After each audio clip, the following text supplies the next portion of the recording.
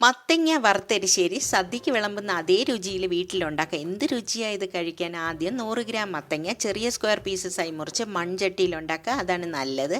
1/4 spoon മഞ്ഞൾപ്പൊടി, 1 spoon മുളക് പൊടി, 1/2 സ്പൂൺ കുരുമുളക് പൊടി, പാകത്തിന് ഉപ്പ് കൂടെ ചേർത്ത് 1/2 കപ്പ് വെള്ളം ഒഴിച്ച് കുക്ക് ചെയ്യുക.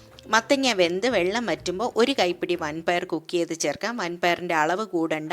ഇനി അരപ്പ്: 1/2 കപ്പ് തേങ്ങ, 1/2 സ്പൂൺ നല്ല ജീരകം, 1/4 സ്പൂൺ മഞ്ഞൾപ്പൊടി, 1 പച്ചമുളക്, 5-6 വെളുത്തുള്ളി ചേർത്ത് അവിയൽ പാകത്തിന് ഇതുപോലെ ചതച്ച് ചേർക്കാം. അടച്ച് വെച്ച് ലോ ഫ്ലെയിമിൽ സ്റ്റീം ചെയ്യണം. 10 മിനിറ്റ് കഴിഞ്ഞ് എല്ലാം കൂടെ മിക്സ് ചെയ്യാം. നല്ല മണം. ഇത് വറുത്തരിശ്ശേരിയല്ലേ, അതുകൊണ്ട് തന്നെ വളരെ വ്യത്യസ്തമായ താളിക്കലാണ്. നല്ല വെളിച്ചെണ്ണയിൽ കടുക്, ജീരകം പൊട്ടിച്ച്, 1 പച്ചമുളക്, 1 ഉണക്കമുളക്, 2 ടേബിൾ സ്പൂൺ തേങ്ങയും കറിവേപ്പിലയും തേങ്ങ ചുവക്കുന്നത് വരെ വറുത്ത് ചേർക്കണം.